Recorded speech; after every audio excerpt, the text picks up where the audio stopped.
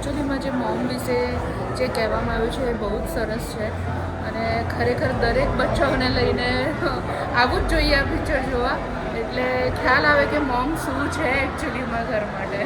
બહુ રિયાલિટીનું બધાને ખ્યાલ આવે, બહુ સારું પિક્ચર છે બધાને, અને બધાને ખ્યાલ આવે કે શું છે, તમે લાગણીની ફિલિંગ્સને સમજી શકો એના માટે બહુ સારું મારી પિક્ચર. ડોટર 5 યર્સની છે, અત્યારે નથી પણ હું એને લઈને ફરી વાર આ પિક્ચર જોવા આવી છે. બહુ જ સુપર મૂવી છે. સારું.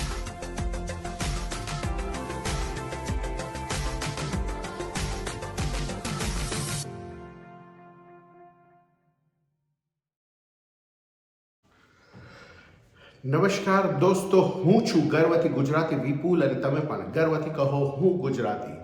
મિત્રો, આજે વાત કરીશું ફિલ્મ મોમ તને નહીં સમજાય ફિલ્મ કેવી છે. સાથે સાથે હું આજે પબ્લિક રિએક્શન્સ પણ તમને બતાવીશ. સૌથી પહેલાં તો વાત કરું કે મોમ તને નહીં સમજાય એ જાન્યુઆરીની 10મી તારીખે રિલીઝ થઈ હતી.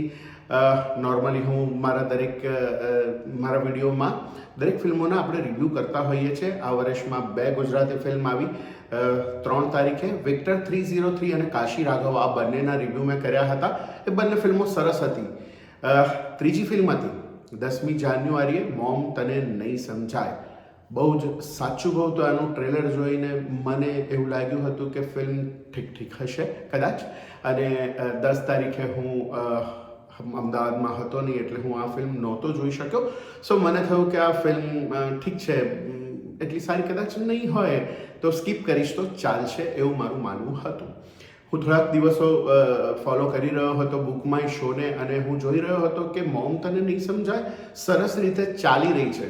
ગઈકાલે ઉત્તરાયણનો દિવસ હતો અને તેમ છતાં લોકો થાક્યા હોય અને હું શોઝ ફરી ચેક કરી રહ્યો હતો તો મેં જોયું કે લગભગ બધી જ જગ્યાએ થિયેટરમાં શો હાઉસફુલ જઈ રહ્યા છે. સો મને થયું કે ફિલ્મ કદાચ સારી હશે તો જોવી જોઈએ. તો હું રાત્રે 10 વાગ્યાના શોમાં ફિલ્મ જોવા ગયો અને તમે નહીં માનો, મને માંડ ફિલ્મની ટિકિટ મળી. ઉત્તરાયણમાં ખાસ કરીને અમદાવાદમાં લોકો આખો દિવસ પતંગ ચગાવ્યા પછી સાંજ પડે બહાર નીકળવાનું ટાળતા હોય છે જમવા સિવાય. પણ આ ફિલ્મમાં હાઉસફુલ હતું. મને 2 ટિકિટ માંડ મળી, એ પણ મને આગળની એક અને પાછળની એક, એવી રીતે મેં અને મારી વાઈફે અલગ બેસીને આ ફિલ્મ જોઈ. પણ ફિલ્મ જસ્ટ વાવ! શું ફિલ્મ છે યાર, બહુ જ સુંદર ફિલ્મ છે. હું કહીશ કે મેં આગળની 2 ફિલ્મો જોઈ એ સારી હતી, પણ આ સુપર ફિલ્મ છે. બહુ જ મજા પડી ગઈ. સૌથી પહેલાં કલાકારોની વાત કરીએ તો રશ્મિ દેસાઈ, જે ટેલિવિઝનની વેલ નોન એક્ટ્રેસ છે, સાથે છે અમર ઉપાધ્યાય, એ પણ ક્યોંકિ સાસ ભી કભી બહુ થીના એક્ટર તરીકે લોકપ્રિય છે. આ બંને લીડ કેરેક્ટર છે, સાથે સાથે એમના બાળકોના રોલમાં છે. યદિત આચાર્ય અને વૃત્તિ વેઘાની સહાયક કલાકારો છે. હેમાંગ દવે અને તેજલ વ્યાસ 6 મુખ્ય કિરદારો છે. આ ફિલ્મના સહાયક કલાકારો પણ બીજા 2-3 છે. ફિલ્મનો સેટઅપ લંડનમાં છે અને ફિલ્મ જોવાની મેં શરૂઆત કરી ત્યારે મને એવું લાગ્યું કે આ તો જાણે મારા ઘરની જ વાત છે. આ એક એવા જ ડેડીની વાત છે, એવા જ પિતાની વાત છે જેવો રિએક્ટ હું કરતો હતો મારા બાળકો પ્રત્યે. અને આ એવી જ એક મોમની વાત છે જેવું મારી પત્ની મારા બાળકો સાથે બિહેવ કરતી હતી, એમની વાતોને રિએક્ટ કરતી હતી, પોતાની લાગણીઓ બતાવતી હતી. એવી જ વાત આ ફિલ્મમાં જોવા મળી. મતલબ કે એવું જ લાગ્યું કે જાણે મારા જ ઘરની વાત ચાલી રહી છે આ ફિલ્મમાં. અને મારી આજુબાજુમાં બેઠેલા બધા જ કલાકારો એવી જ રીતે આ ફિલ્મને માણી રહ્યા હતા કે જાણે એમની જ આ વાત છે. તો મિત્રો, એક એવી મોમની વાત છે કે જે પોતાના બાળકો પ્રત્યે બહુ ચિંતા કરે છે. બાળકો શું કરે છે, ક્યાં જાય છે, કોની સાથે મળી રહ્યા છે, એમને કોઈ ખોટી લત તો નથી લાગી ગઈ ને. આ બધી જ ચિંતાઓ જે દરેક મા બાપને પોતાના બાળકો, ખાસ કરીને માને પોતાના બાળકો પ્રત્યે થતી હોય છે, એવી જ વાત આ ફિલ્મમાં બહુ જ સરસ રીતે વણી લેવામાં આવી છે. દરેક વ્યક્તિને, દરેક માને એવું થશે કે હું મારા બાળકોને એવું કહી નથી શકતી કે દીકરાઓ, મને તમારી ચિંતા છે, હું તમારી અંગત જિંદગીમાં દખલ નથી કરતી, પણ મને તમારી ચિંતા છે એટલે હું એ બધી જ વાતો જાણવા માંગુ છું જે દરેક માએ જાણવી જોઈએ. પણ બાળકોને હંમેશા એવું લાગે છે કે મમ્મી ખોટી કચકચ કરે છે, મમ્મી આમાં અમારી પર્સનલ લાઈફમાં ઘૂસીને વાત કરે છે.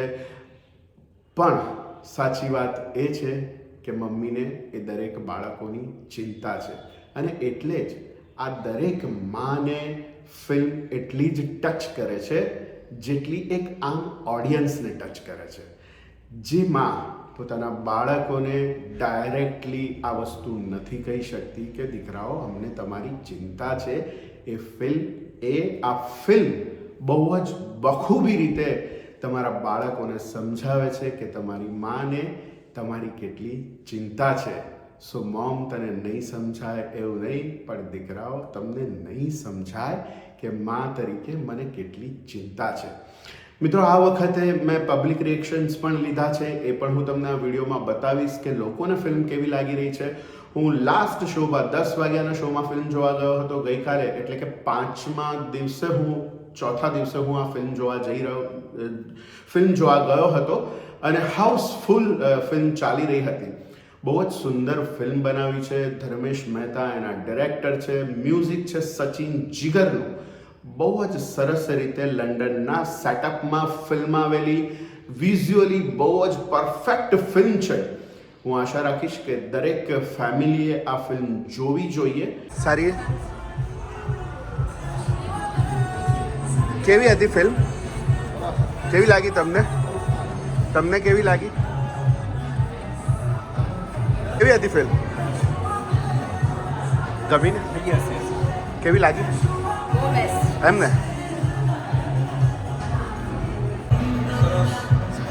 કેવી લાગી?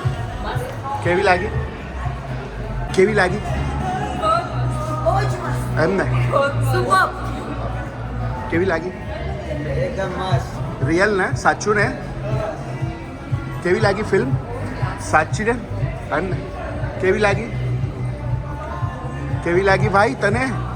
કેવી લાગી ફિલ્મ? એને તમને કેવી લાગી? તમને કેવી હતી ફિલ્મ? બીજાને કહેશો લોકોને કેવી લાગી એમ ને? સાચે કેવી લાગી ફિલ્મ? તમને કેવી લાગી?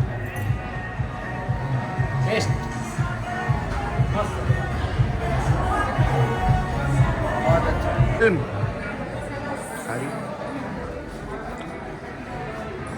કેવી લાગી તમને ફિલ્મ? ગ્રેટ. નંબર 1.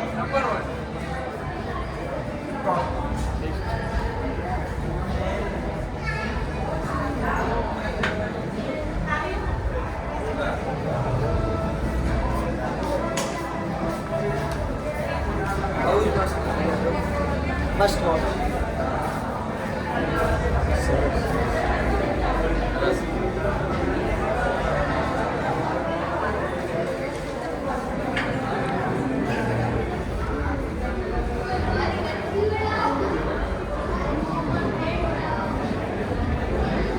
બોલશો કંઈ કહેશો ફિલ્મ વિશે? એકચ્યુઅલીમાં જે મોમ વિશે જે કહેવામાં આવ્યું છે એ બહુ જ સરસ છે અને ખરેખર દરેક બચ્ચાઓને લઈને આવવું જ જોઈએ આ પિક્ચર જોવા, એટલે ખ્યાલ આવે કે મોમ શું છે એકચ્યુઅલીમાં ઘર માટે.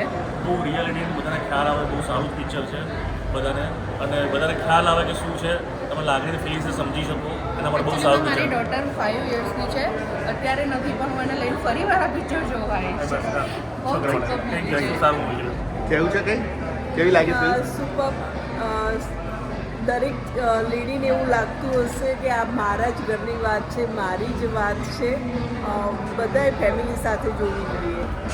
Thank you so much.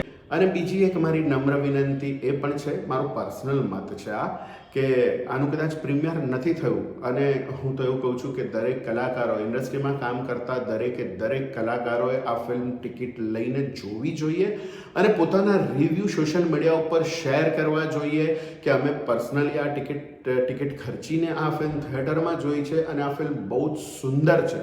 જો દરેક કલાકારો ઇન્ડસ્ટ્રી સાથે, ફિલ્મ ઇન્ડસ્ટ્રી સાથે જોડાયેલા દરેક કલાકારો, ગુજરાતી ઇન્ડસ્ટ્રી સાથે જોડાયેલા દરેક કલાકારો જો આ ઇનિશિયેટિવ લેશે અને દરેક ફિલ્મો થિયેટરમાં જોઈને પોતાનો અંગત મત અગર સારી લાગી છે તો લોકોને કહેશે, તો લોકોને પણ ખબર પડશે કે ફિલ્મના કલાકારો જે ફિલ્મને પ્રમોટ કરી રહ્યા છે, ટિકિટ જોઈને ખર્ચીને જોઈ રહ્યા છે, તો અમારે પણ આ ફિલ્મ જોવી જોઈએ. અગર તમે શરૂઆત કરશો એ વાતની તો બીજા કલાકારો પણ તમારી ફિલ્મોને થિયેટરમાં જઈને જોશે અને પોતાના મત, પોતાના રિવ્યૂ સોશિયલ મીડિયા ઉપર રજૂ કરશે. તો એક માહોલ એવો બંધાશે કે તમે સેલિબ્રિટી તરીકે અગર આ ફિલ્મ ટિકિટ ખર્ચીને જોવા ગયા છો તો એક સામાન્ય પબ્લિક તમારા કહેવા ઉપર એ ફિલ્મ જોવા જઈ શકે છે. તો કદાચ થોડાક સમય પછી એવો માહોલ બંધાઈ શકે છે કે દરેક લોકો તમને જોઈને ગુજરાતી ફિલ્મો જોવા જાય. સો મારા તરફથી હું કહું તો મોમ તને નહીં સમજાય એ ના ચૂકવા જેવી ફિલ્મ છે. મિત્રો, ફેમિલી ફિલ્મ છે. તમારા બાળકોને આ ફિલ્મ ખાસ બતાવો. અગર તમે પણ એવી મોમ છો કે તમને તમારા બાળકોની ચિંતા છે તો તમારા બાળકોને હાથ પકડીને લઈ જાઓ. જે તમે તમારા બાળકોને ડિરેક્ટલી નથી કહી શકતા એ આ ફિલ્મ તમારા બાળકોને કહેશે કે મારી મમ્મી મારી ચિંતા કેમ કરે છે, મારી મમ્મી મારી પર્સનલ લાઈફમાં કેમ આટલું માથું મારે છે, એ એમને સમજાઈ જશે. તો મિત્રો, સુંદર ફિલ્મ છે, ન ચૂકવા જેવી ફિલ્મ છે. આઈ વિશ કે આ ફિલ્મ બહુ જ ચાલે, બહુ જ લોકો સુધી પહોંચે અને બહુ જ લોકો આ ફિલ્મને જુએ. કોંગ્રેચ્યુલેશન્સ ટીમ, મોમ તને નહીં સમજાય એક સુંદર ફિલ્મ આપવા માટે. અને હું રેકમેન્ડ કરું છું, સ્ટ્રોંગલી રેકમેન્ડ કરું છું કે દરેક વ્યક્તિએ, દરેક ગુજરાતીએ આ ફિલ્મ જોવી જોઈએ. એટલી સુંદર રીતે બનાવેલી અને સુંદર મેસેજ આપતી આ ફિલ્મ છે. તો દોસ્તો, તમે હજી સુધી મારી આ ચેનલને સબસ્ક્રાઇબ ના કરી હોય તો જલ્દીથી એને સબસ્ક્રાઇબ કરી લો. આ વિડીયો તમને ગમ્યો હોય તો એને લાઈક કરો, શેર કરો અને નવા વિડીયોમાં મળીએ, નવા રિવ્યૂ સાથે મળીએ. ત્યાં સુધી સ્વસ્થ રહો, મસ્ત રહો. આવજો.